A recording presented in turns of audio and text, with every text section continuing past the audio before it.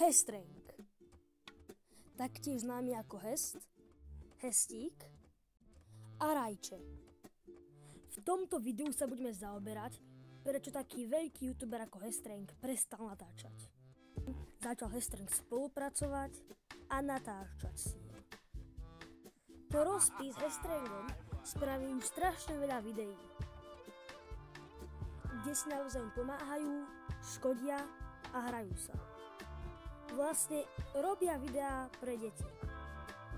Spravili strašne veľa staviacich súťaží, ktoré mali obrovský úspech.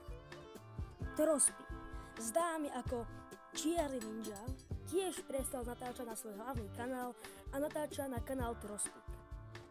Ale ideme k tej hlavnej otázke. Prečo Hestreng nenatáča na svoj hlavný kanál videá?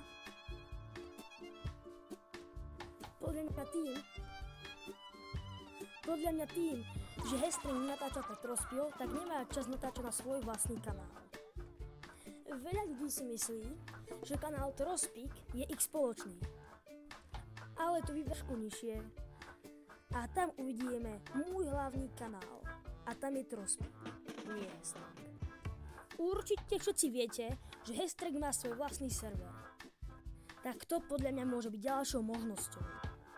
Keďže sa Hestreng stará až moc o ten server, tak aj to môže byť dôkazom toho, že nestíha natáčať na svoj vlastný kanál.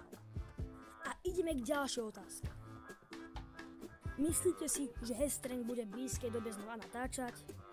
Podľa mňa ešte v blízkej dobe nie. Ale určite v dlhodobej dobe by už aj nejaké video mohol dať. Určite sa na neho budeme všetci tešiť. Ale uvidíme, možno Hestreng nás prekvapí a začne natáčať.